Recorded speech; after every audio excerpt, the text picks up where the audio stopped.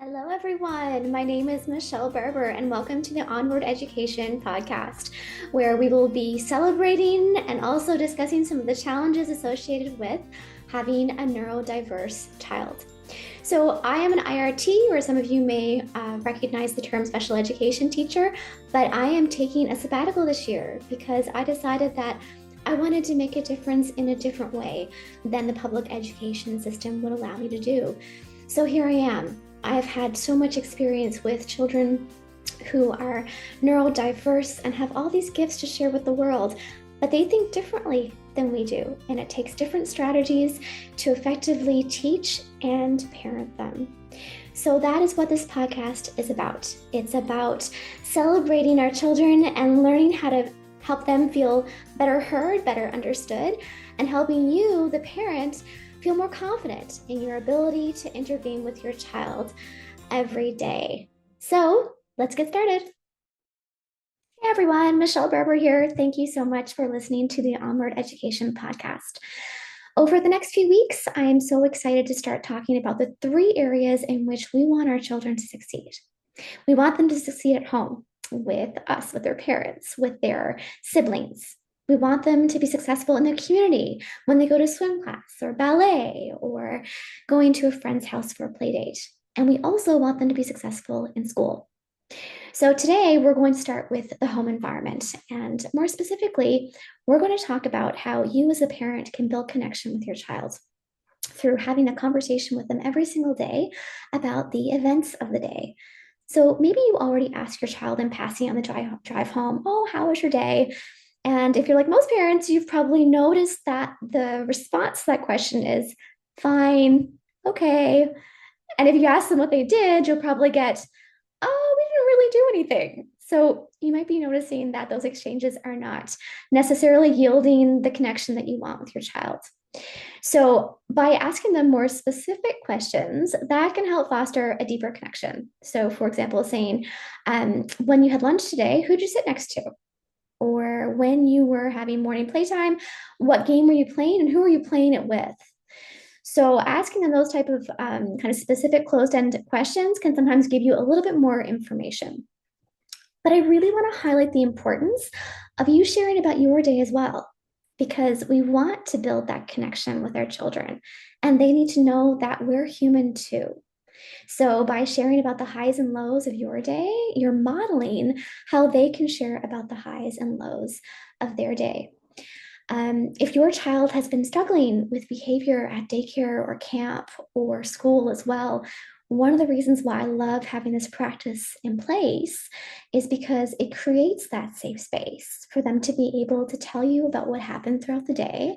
Maybe there was a conflict with another student, maybe there was a run-in with a teacher, but either way, your child is not going to feel bombarded when you ask them about their day in a very specific way, even if there was an incident that day, because they will already be in the routine of having those moments of connection with you. And by asking them their perspective first, they recognize that you're on their side. Because sometimes, we have children who are struggling with specific behaviors, and maybe we're getting calls on a regular basis saying that so and so hit another child, or that they threw something at another child, that they were yelling, that they were disruptive. And as parents, this is hard. This is hard to hear. It's hard to process. So sometimes the gut reaction is that we want to jump and say, why did you do that? Because we don't understand.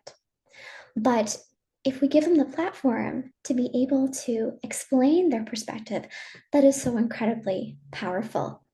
And it allows us to then be in a better position to help our children alter their behavior if need be, because they recognize that we're on their team. We're not fighting against them.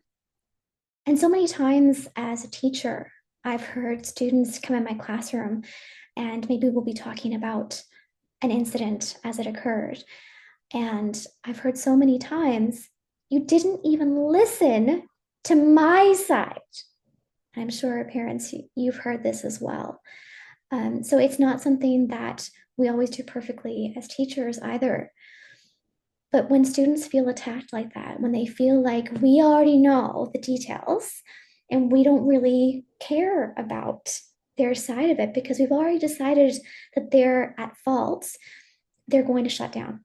And when children or adults shut down, no one else is able to get in and help them alter their behavior and recognize, oh, maybe I could have done this differently. Maybe I could have done that differently. And I liken it to if we have someone who is drowning.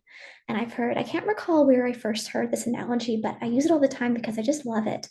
And, if someone is drowning, we're not going to yell at them from the shore, you should have worn a life jacket.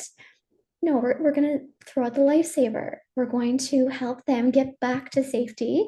And then afterwards, we can talk about the value of wearing a life jacket. So when we have a child who's escalated and maybe even feeling a little caged, if they feel guilty about what has just happened, and oftentimes, for example, in children who have an attention deficit and they're struggling with impulsivity, they already know that they have engaged in a behavior that they shouldn't have. And there's a lot of guilt associated with that and frustration with themselves because they know, "Oh, I know I wasn't supposed to hit them, but it happened." And then they're feeling all that shame afterwards. So, what they need from you is space for them to come in and tell you, this happened, and I need to know how to better handle it next time. Now, they might not express it like that, not off the bat, but they need to know that you're holding space for them. So, if your child is looking at you and saying, you didn't even listen to my side of the story, that should really be the whoa, the red flag that we need to recognize, oh, okay. And it's okay to tell your child, you're right. I wasn't listening to your side of the story, and I'm sorry. I'm ready to listen to you now. Go ahead.